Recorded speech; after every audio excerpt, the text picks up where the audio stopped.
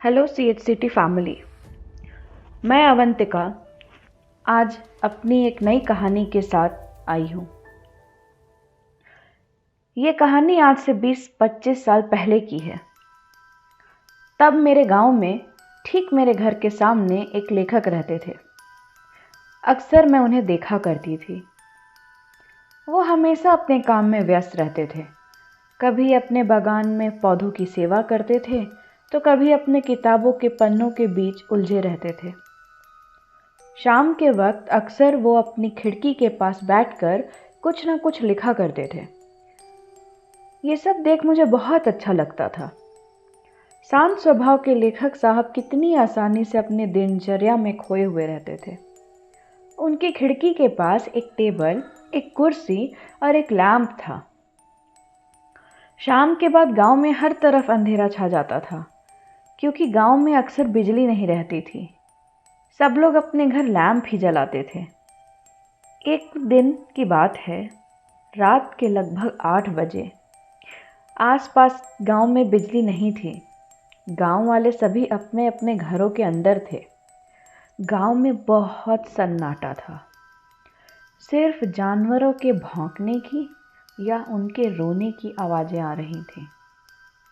उस रात भी लेखक साहब बाकी चीज़ों से अनजान अपनी खिड़की के पास बैठकर अपना काम कर रहे थे। पहले उन्होंने लैंप के शीशे को निकालकर पास के टेबल पर रख दिया। फिर उन्होंने एक माचिस के डब्बे से एक तिल्ली निकाली। पहली, दूसरी, तीसरी, खैर चौथी बार में उनकी तिल्ली जल उठी। उस तिल्ली की रोशनी में लेखक साहब का चेहरा चमक रहा था। लैंप जलाने के बाद उन्होंने अपनी किताब का पन्ना पलटा और उसके बीचों बीच अपनी कलम रख दी। उनके बाईं तरफ चाय का कप रखा हुआ था और दाईं तरफ बिल्कुल अंधेरा था। उसके बाद लेखक साहब कुछ सोचने लगे और सोचते हुए अपनी कलम को एक हाथ में पकड़कर दूसरे हाथ से चाय की कप उठाई। तभी अचानक उनका लैंप बुझ गया। कमरे में कुछ हलचल सी हुई। उन्हें कुछ भी दिखाई नहीं दिया, पर ऐसा लगा जैसे वहां से कुछ तो गुजरा है। पर लेखक साहब को कुछ खास फर्क नहीं पड़ा। उन्होंने फिर से लैंप जलाया और इस बार दूसरी बार में ही तिल्ली जल गई। अब उन्होंने अपनी कलम से लिखना शुरू किया।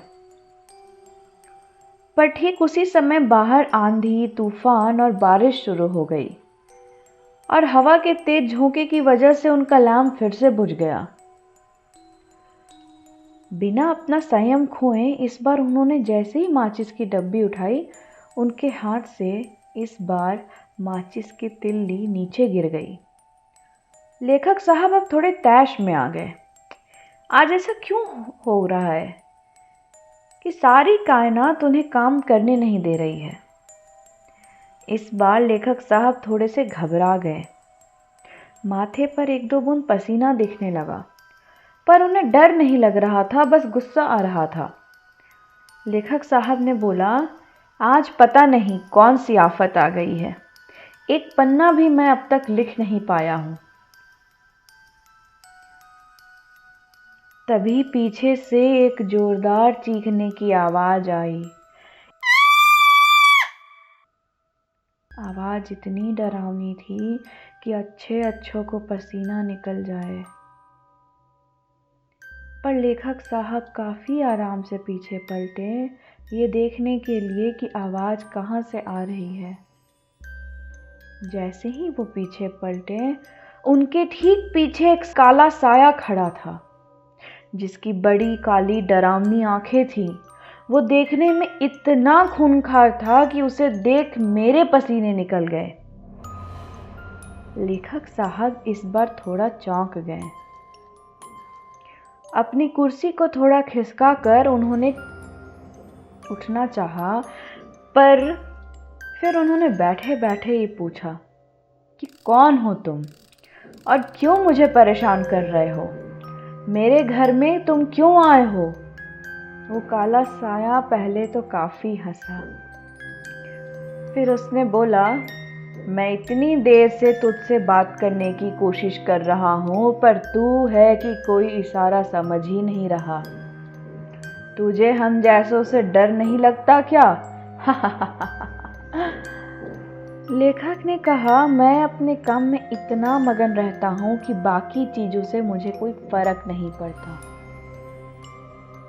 उस काले साए ने बोला, तभी मैं तुम्हारे पास आया हूँ, तुझे मेरी मदद करनी होगी। लेखक ने बोला, अच्छा, अब मैं तुम्हारे लिए काम भी करूँगा। ऐसा बोलते बोलते उन्होंने तुरंत लैंप जला दिया। जैसे ही लैंप जला, वहाँ वो काला साया दिखना बंद हो गया और लेखक फिर से अपने काम में लग गए। इस बार शोर फिर से हुआ, बहुत तेज शोर होने लगा। लेखक साहब की खिड़कियां जोर जोर से खड़कने लगी, उनकी चेयर हवा में उड़ने लगी, अजीब सी डरावनी आवाज़ें आने लगी। इस बार फिर से लैंप बुझ गया और इस बार वो साया उनके ठीक सामने टेबल पर बैठा हुआ था। काफ़ी गुस्से में वो लेखक को घूर रहा था। उनकी गर्दन को पकड़कर बोला कि इस बार लैंप जलाने की कोशिश मत करना। तेरे बागान में आम का पेड़ है और उस पेड़ के नीचे मेरा खजाना छुपा हुआ है। आज से कई साल पहले मैं उस बागान में खेती करने जाया करता था।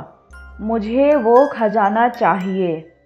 तू अपने बागान में जा और वहाँ से मेरा खजाना निकाल कर अपने पास रख।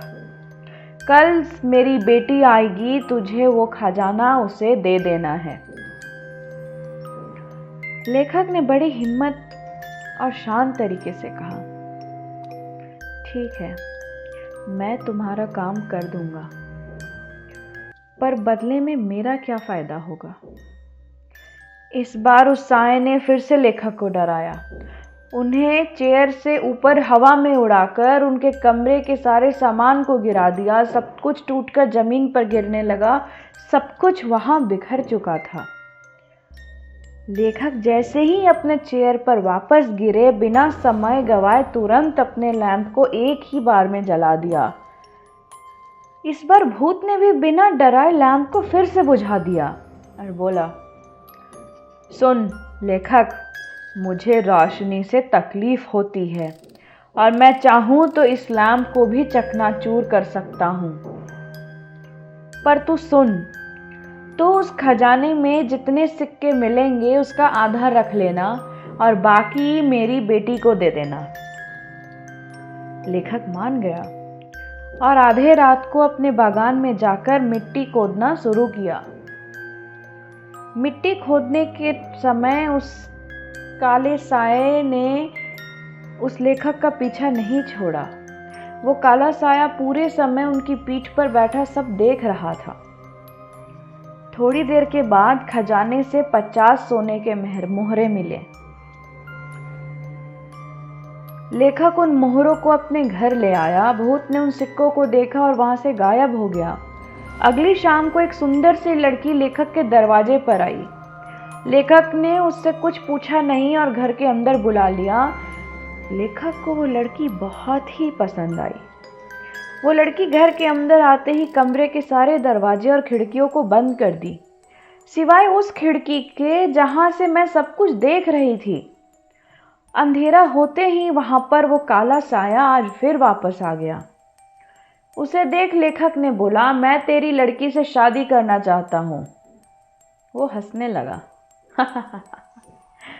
तू तो बहुत चालाक निकला लेखक, अब तो मेरे सारे मोहरे भी तेरे और मेरी बेटी भी तेरी।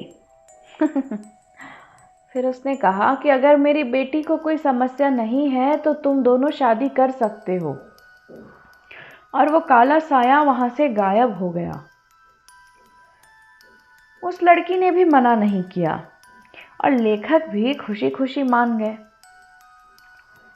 आधी रात के समय था जब लेखक लिखते लिखते अपने टेबल पर ही सो गए थे। अचानक उसकी नींद खुली तो उसने देखा कि वो लड़की अपने हाथ में कच्चा मांस लिए चबा रही है। वो हवा में उड़ते हुए उसे खा रही थी। उसके लंबे बाल जमीन पर बिछे हुए थे। लेखक को अब डर लगने लगा। उसने धीरे से टेबल के नीचे माचिस की तिल्ली जलाई और लैंप को जला दिया और तुरंत उसे ज़मीन पर फेंक दिया। जैसे ही उस चुड़ैल के बालों में आग लगी, लेखक उन मोहरों को लेकर वहां से भाग निकला। तभी मेरे दरवाजे पर खटखट हुई। मुझे लगा मेरे दरवाजे पर लेखक आए हैं। अभी मैं नीचे जाने ही वाली थी कि मेरी खिड़की पर कुछ हलचल हुई। ये क्या? लेखक साहब मेरी खिड़की के सामने हवा में खड़े मुस्कुरा रहे थे। उनके हाथ में खजाने की थैली भी थी और उनके पीछे से वो औरत झांक रही थी। मैं डर गई और भागकर नीचे गई और दरवाजा खोलकर भागने का सोची, पर दरवाजे के सामने भी लेखक साहब खड़े थे और मुझसे मदद मांग रहे थे। मैं बहुत डर गई। मैंने उन्हें धक्का मारा और उन्हें गिरा दिया और अचानक मेरी कमर में बहुत तेज दर्द होने लगा। मैं दर्द से चीखने लगी और मेरी आंखें खुल गई। ओह, मैं तो अपने कमरे में सो रही हूँ। फिर ये सब क्या था? अपनी खिड़की पर गई तो लेखक साहब एक औरत के साथ उस आम के पेड़ के नीचे खड़े बातें कर रहे थे। मुझे देखते ही दोनों मेरी ओर पलट गए और मुझे देख हंसने लगे। तो दोस्तों, कैसी लगी आपको ये कहानी? कमेंट करके ज़रूर बताएं। जल्द ही मिलते हैं CH सिटी के अगले पॉडकास्ट में।